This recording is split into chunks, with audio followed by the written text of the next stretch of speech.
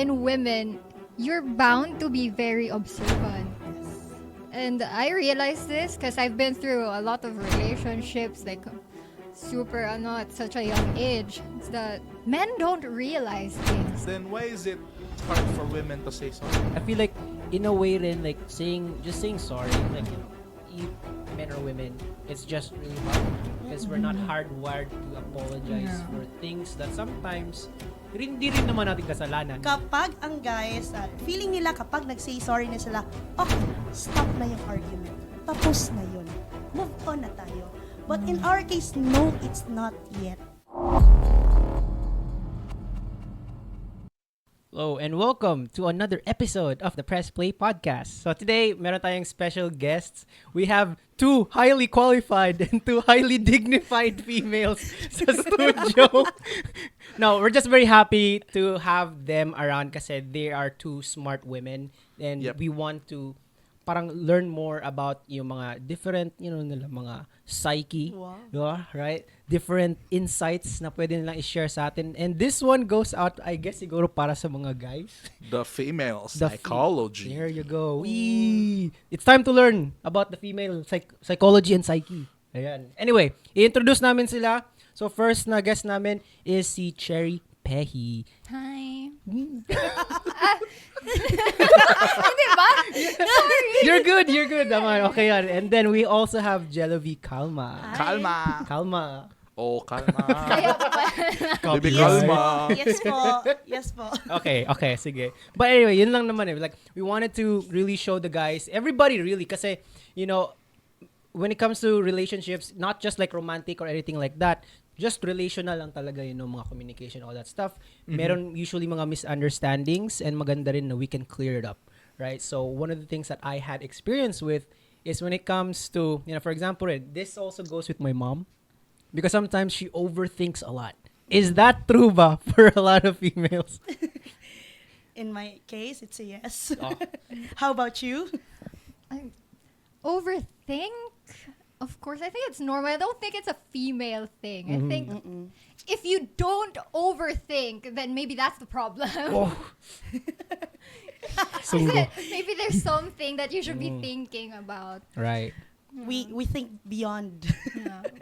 That's beyond the future. Women are very like advanced mag-isip. Yes. Like Makes we sense. think about things between the lines. And then it's also parang rin, diba? Like it's also almost a superpower actually. I feel like na they have the ability to grab information from the very very past. Ang tagal na then after that, parang meron silang file cabinet there and then after Insert bro, archaeologist. Inuungkat yung dapat hindi na inuungkat. Oh, because they said that we should learn from our lessons. there you go. Magaling. Yeah. Magaling. Uy, nakakapuntos na sila yan. What is 1 happening? point. Uy, May point system pala to. Di ba podcast to? Right, di ba? But anyway, yeah. We're just very curious. Ikaw yan, anong tanong mo para sa kanila? Wala na, tapos na. Thank you. That's Thank all you. we say. By the way, this is Press Play Podcast. Hindi, nag-iisip pa tayo. Oh. No, I do have a lot actually. I do have a lot. I'm very curious lang rin kasi like, when it comes to like, let's just talk about romantic relationships, right? Like, when it comes to the guys, ba, do you usually worry about your partner? Let's just say kung baka may mangyari sa kanila. Let's just say talk safety first kasi usually guys, Do you think about that ba? Yes. In my case, I only have this one relationship. And as of the moment, kami pa rin until now. Ilang years na? Going 6, I think. Wow. I don't usually count the years. Oh. But I think we're in the 6th year na and we're having this parang mga problems that we go through as of the moment. But I always think of his safety, like, saan ka na? Sino kasama mo? And so on. There are things that I always ask, even if it is a repetitive thing, but then it makes you feel happy na safe siya. Right. And so on. Yes. Yeah, it's the same thing, but it's more of like, of course, you're with someone or basically as a decent person, you're gonna care about another person's well-being naman, diba? And growing up with like being surrounded with guys, especially like my dad, my brother, they're the ones who taught me most of the things I know now. And I've always heard the phrase na babae ka, so you have to be safer compared to a guy. And so I don't see it that way. That's where I learned that like things can still happen if you're a guy. Things can happen if you're a girl. Either way, you're not bulletproof. So it's more of like being a decent person, caring for others. Right. I'd like to think of it that way. It's like both ways talaga Yeah. dapat siya. Hindi siya pwede na one-sided lang. Yeah, I think it's more of like, why would you want anyone to get hurt in a way? Like, be careful, whoever you are out there. Okay. Ikaw yan. Um, Nagmamarinate yung mga questions sa Yes. utak mo eh. Feel ko Oh. Meron. Nagpe-pacing lang tayo. Going, another question is it true that women are always right? Uy. Ay. As much as we'd love to be always right, like for me personally, I would love to always be right. That's why I always find ways to justify my Yes, the things yes. I think about. The like, justification there's always system. a reason kasi Yeah. for why we do or say the things we do. And I think that's why people think that women are always right. Kasi we have, kasi ganito, kasi kaya ganito, ganyan. There's always like that when women are, we always find ways to explain the things we do with like, I think it's also from how you live as a woman. You Yes. tend to over-explain everything. Interesting. You have to understand sa sarili mo na, I'm doing this because of this and that of this. Not exactly, you know, the fact that we're told what we're supposed to be because we're basically a paradox walking on earth na parang you're supposed to be this but not. So when you live long enough in a world like that, you tend to question who you really are, what you're supposed to do, what you should be thinking of yourself, and maybe that's why we tend to understand more or express ourselves more or explain more about the things we do. Parang it made me think about yung women's intuition. Ayan. Can you talk about that? I guess women's intuition is so strong that you just can't bend it. Like, we know that it will happen, but we don't know when will it happen, but it will, right? Yeah, Like, yeah. experience It just really happened. plays a big part in intuition kasi because in women you're bound to be very observant, Yes. and I realize this because I've been through a lot of relationships like super at such a young age. It's that men don't realize things. Yeah. Not as like They're kind not of the way women catch. Not in a bad way naman, but men don't see the things that we see, John. So at that point, I don't think it's intuition. It's more like we're so keen in observing the people that it could be like there are instances kasi, diba, na like ask girlfriends or wives, like we say na I feel something different about that girl. I don't like this Yeah. girl. But matagal na kami friends. She's been there my whole life. She's been there since your childhood. Or like, I'm not saying na you have to change your whole life or what. Yeah. I'm just saying that there are things there that I can see. If wala, then wala. But if there's something, the choice is up to you if something's gonna happen, a bad or what. Either way, it's just there. It's not something to avoid. It's not something to make a big deal out of. Because people, like, what I observe from men, Manggod, is the fact that they like to hold on to sentiment in a way that, like, more like, who is this person in my life instead of what has this person done, what can this person do, like what are the things I'm getting. Is this person in my life helping me grow? Is this like more on a deeper level like that? No. it's more like matagal ko na siyang friend since high school. Matagal ko na siya, he wouldn't do that. I've known him for so long. But do you know him as this? Do you know her as this kind of person? You know her or him the way they're acting in front of you. Yeah. So that's just like, I think where the intuition thing plays, na parang nakikita lang namin who they are Yeah. outside of your relationship, how you see them. So in a way, parang you're making connections of the things that you've observed, either in the Yeah. past, present, all the things. Yeah, that Yes. surround kasi you. So, like, sometimes naman I think it's not just women. Generally, if you see a bunch of people in the third person view, you can say something differently. Diba? Compared sa relationship talaga nila. Like it's really different for us when it comes to intuition. Like, okay, it seems na parang close na kayo. What's something within sa relationship nyo? Ay, hindi man. Okay lang, ganyan. And then, it was like, okay, we'll give you the benefit of doubt. okay. And then later on, then you'll realize, okay, I see it. There it is. Welcome to the club. Interesting. Actually, like, maganda yun, like, there's so many things to unpack there. Mm-hmm. Kasi like you mentioned, being women more observant than men. Kasi men tend to like, in a way rin kasi like men try to think, meron yung forward thinking, but usually it's just what's in front of them. Yeah, that's Kasi nga, realities, let's talk about reality. We have to figure things out Yes. in the present so that we can actually move towards the future, right? Yes. So parang minsan natatunnel vision rin kami. Yes. Admittedly, even for me, like in a way, Yeah. ganun rin ako. And then one of the things you also said about was that yung mga lalaki more sentimental about a thing or someone. Mm-hmm. That was one of the things you mentioned. Yeah. So I'm curious. So, are you? No, I'm curious ba kung like, is that mas sentimental ba lalaki talaga or babae or parang ganun? Kasi how I see it now na, it's just that my whole life, sentiment isn't necessarily about the time you spent together, the memories, how long the bond has been. It can go in a lot of ways. Like, Yes. I know this person for so long. That could be a sentiment to you as a person na.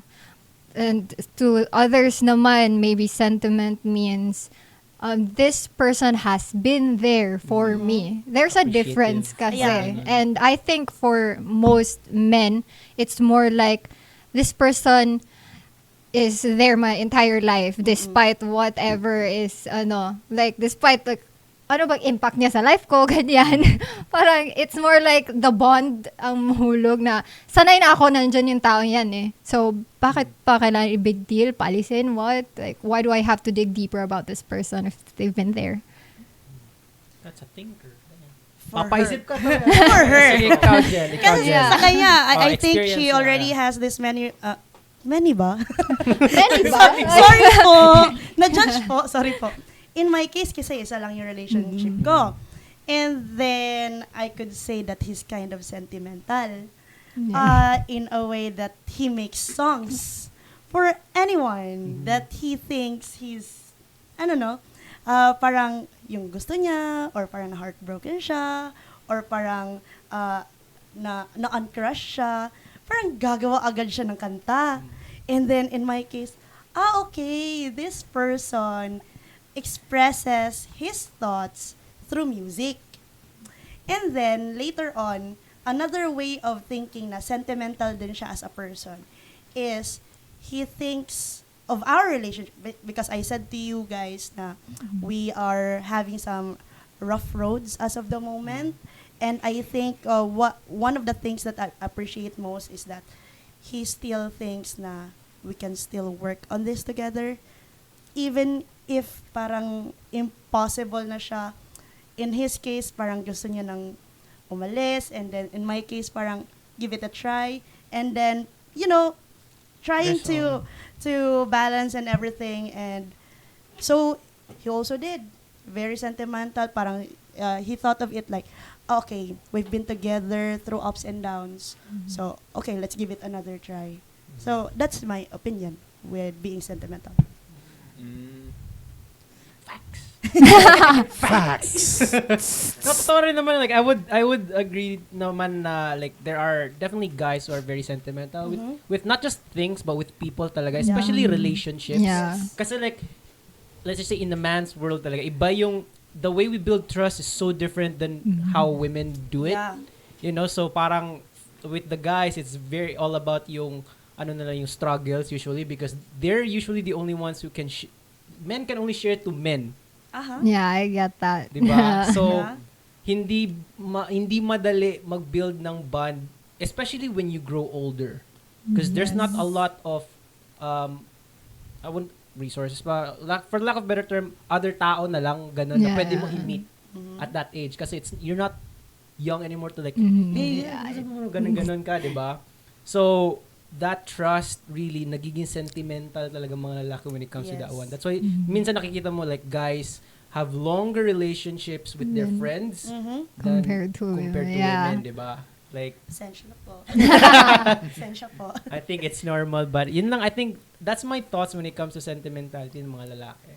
Like, I don't know. Yeah, it's really more the relationship is very important. Kasi in women, it's easier to find the common ground. That's Yeah. why, no matter True. what age, Yes. it's easy to, it's just like, you just tell another girl that you like their hair, you like their Yeah. dress. And then it all It's- starts there. Then- Next thing you know, you're like invited to their wedding. Yes, true. Do we not do that ba? Bro, you have a nice hair. Di ba? Load man. Diba? See, it's very different for us when you actually try to compliment each Yeah, other. yeah. Parang ganon. So when guys compliment each other, it's in parang subtle na you don't even Homo. know. Yeah. Homo But when you, sa- like, when you actually tell it straight up na, yo, ang ganda ng damit mo, bro. Parang, There's kind of like an awkward. Yes, in love with you, pare. iba yung dating. So at least that's how I saw it as Yeah. well. At least, sa Philippines rin. I don't know with the other countries, but, that's how I see it. Ikaw, may, ka ba? Follow up. Yes. Why do you think women struggle with accountability? I don't think it's accountability. Sige. I-define muna natin Sige, yung accountability. accountability. What is Yeah. accountability? Can you please?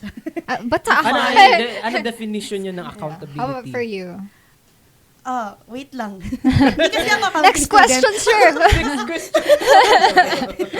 Wait lang. For Ano ba me, yun? accountability really is, no matter who you are, man talaga, male or female, whatever, who you identify as, accountability is really taking into yourself, accepting the truth, the facts that you've done something wrong or right, taking responsibility for the consequences and actions Yeah. that you've made and are gonna Like just happen. admitting it. Yeah.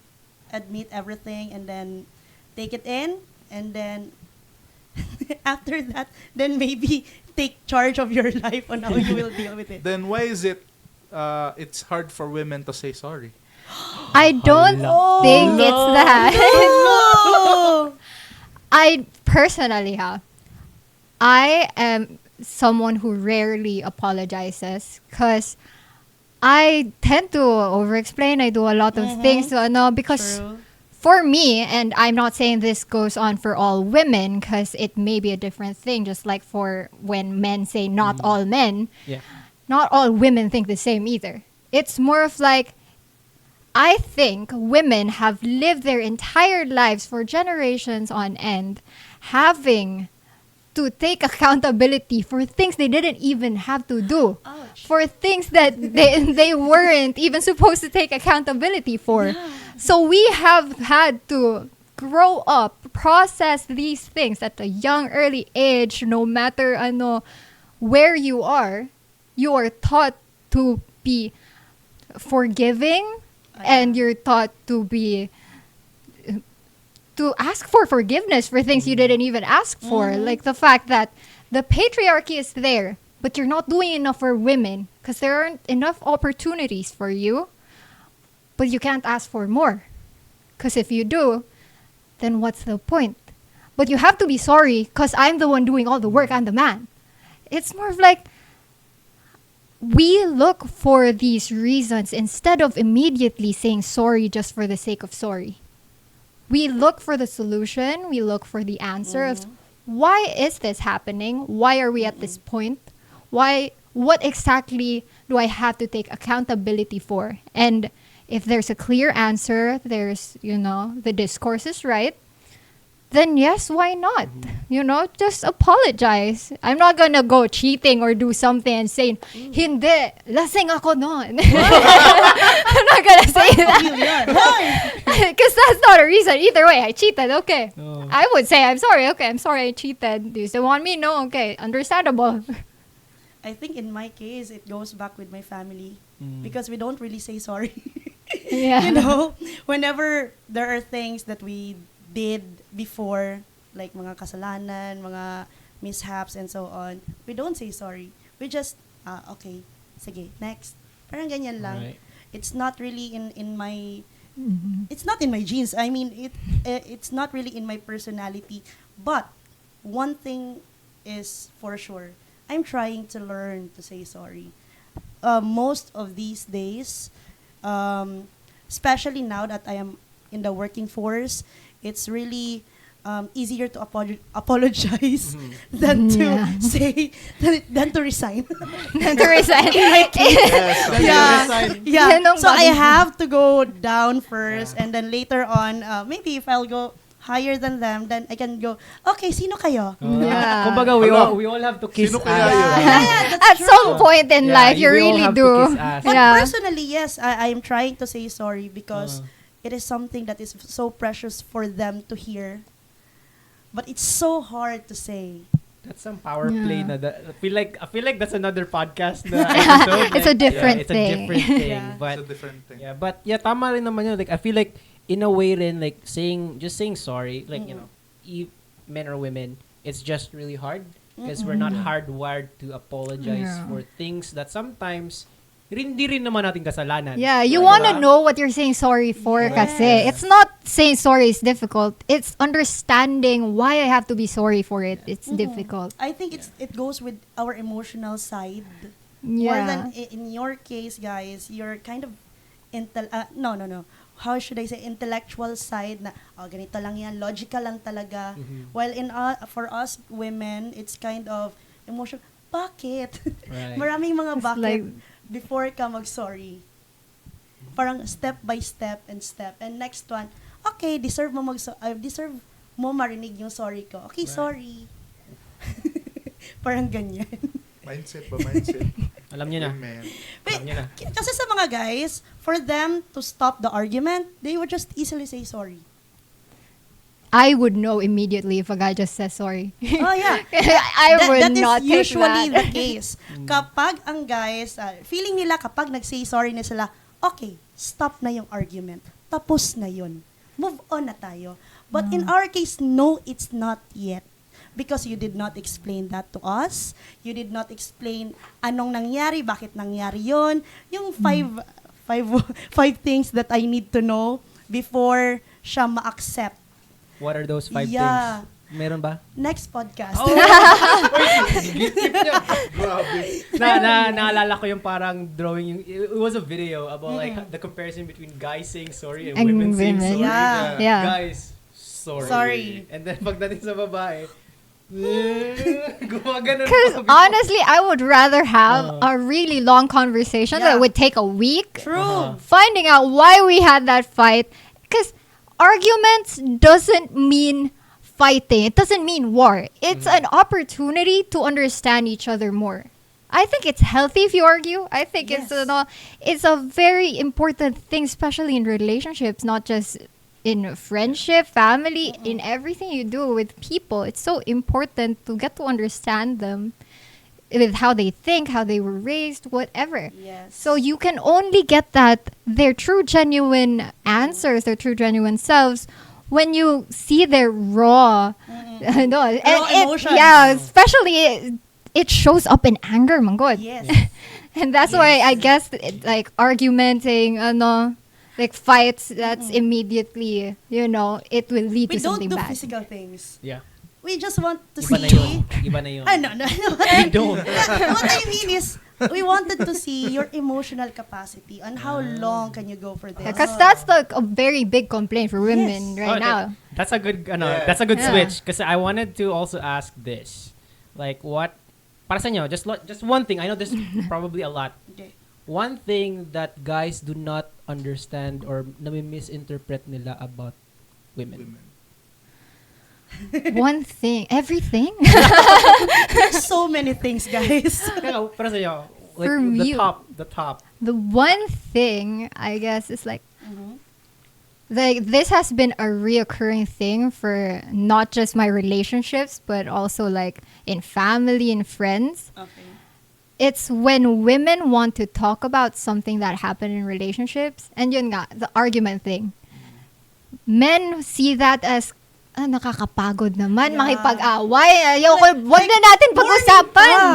Morning pa. Bakit Women- gayon? Yeah.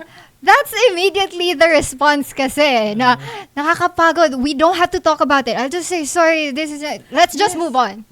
But women want to, like piece by piece, understand the relationship. What happened there? Ganito, ganyan.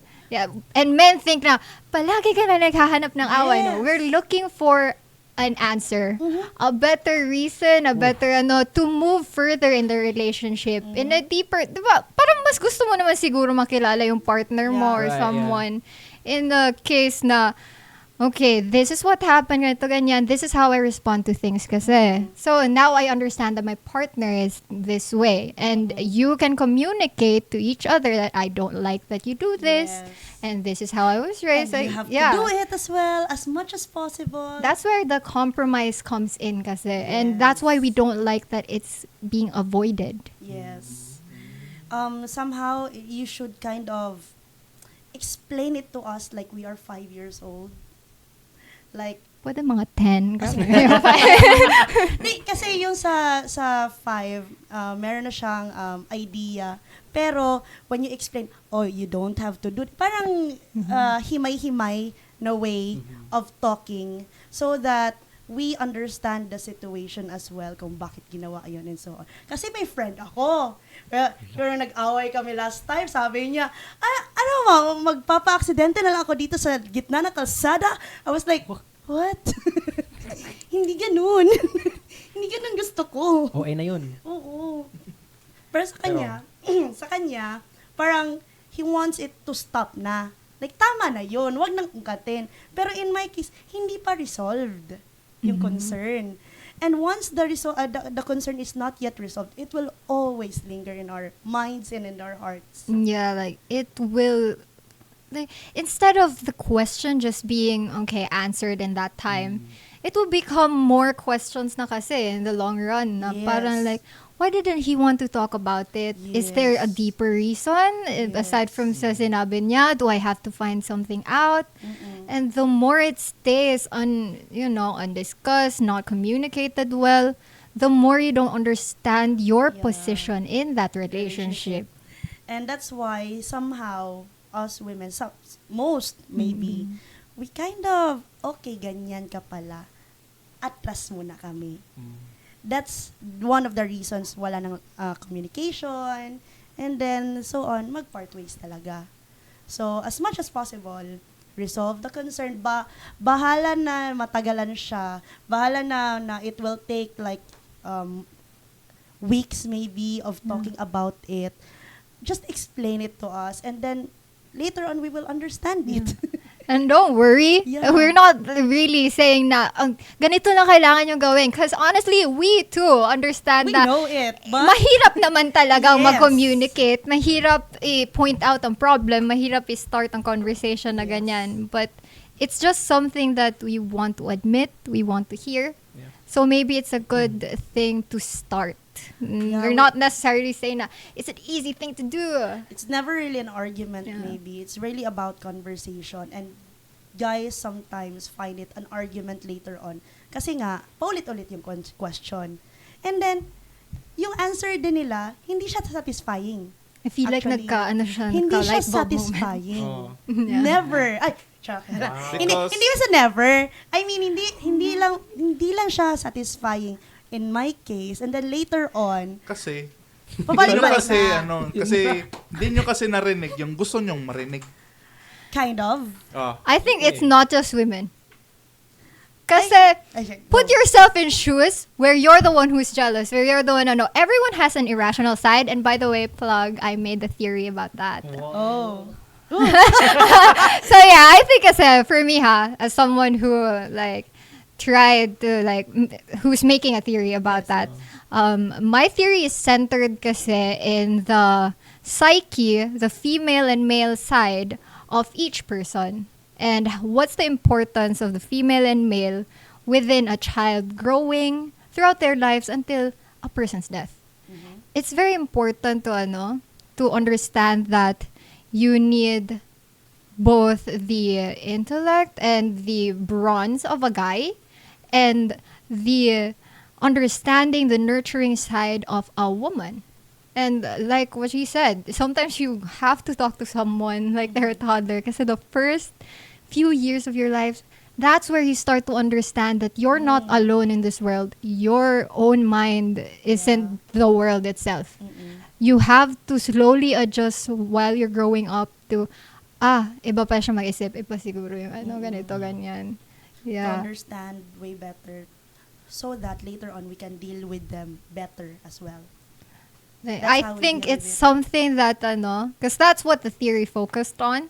It was more like, why is it essential to understand the figures of a male and female in a person's life to feel whole or to be whole, to be a healthy person?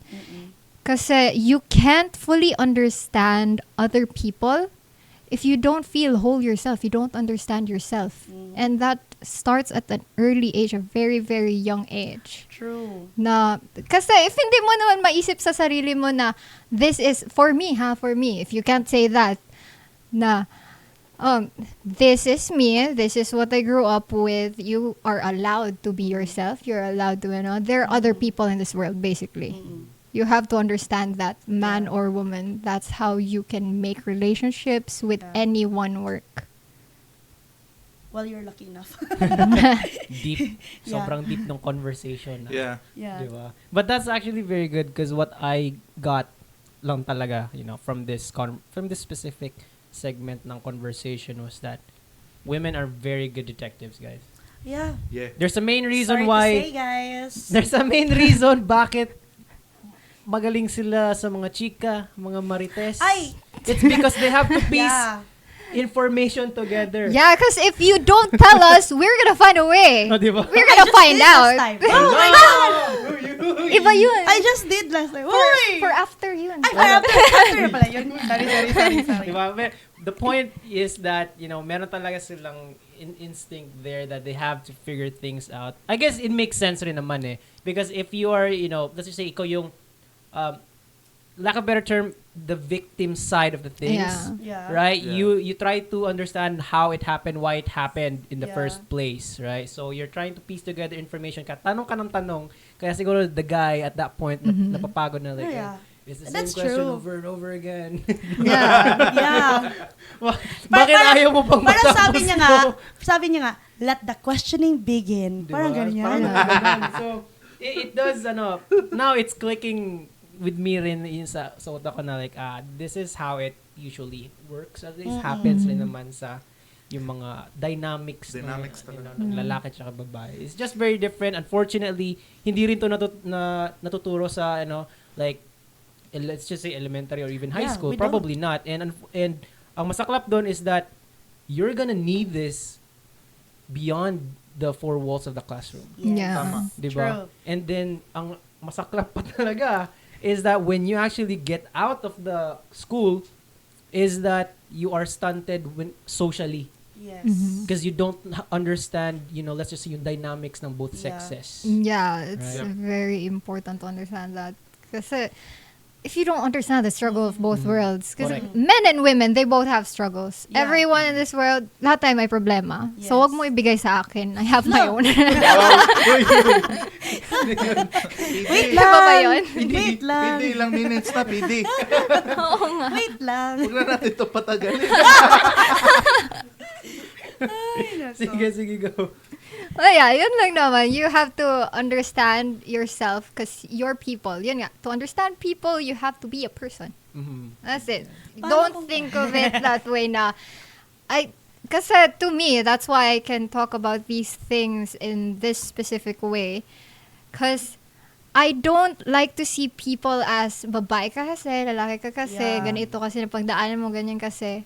what's in front of me is what's in front of me, Yeah. and I'd like to take it as it is. Mm-mm. And if I find out more, then okay, I don't know, like go with the flow lang Yeah, naman true. na. Like, okay, how to deal with this, and then later on, na, okay. Then maybe, okay, ganun pala kaya ganito. Right. You know, you just understand what's in front of you. It's very important to be humble and humane about it.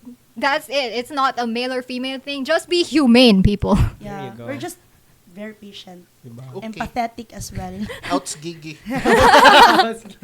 We should do this more often. Yeah. Feel like maganda. Like I like the way the conversation went. Yes. Kasi nga it's very helpful. Not just like, we learned a lot. Admittedly, ako rin like Sige, kasi mag-pop quiz po tayo. Wow! Manila Yes, paper one back to Oy. back. Hindi yan kasali sa kontrata, ha? Essay contest. Say, but jokes aside, that was really great. Thank you so much, ladies, for being in this episode. Yes. See, Thank tama you. ko, highly qualified, highly dignified, very smart Highly women. intelligent Hello! women. Women. Uy, hindi Diba? good. Oy. But at least, I hope everybody learned something from this episode. If you have Especially any kayo questions, mga guys. Bitaw. Oy. Bitaw. Oo. Bitaw. Kasi, yung female psychology, now Uncovered. uncovered. Yeah. Then meron pa that we still haven't, figured out. Yeah, it's very deep. Unfortunately, we're bobo, mga guys. So we need education. So hopefully this one helped everybody out there trying to figure things out socially. If you have any questions or meron bang mga topics within this segment that you actually like or you want to dive deeper, let us know in the comments. Also follow us on our socials, Press Play Podcast, and then these two lovely ladies as well, so socials. We're just gonna link it in the description below. And I'm Dredd, I'm Ian. and I'm Cheri. Jel? thank you so much for watching Press Play Podcast. See you in the See you next in the episode. episode. Bye.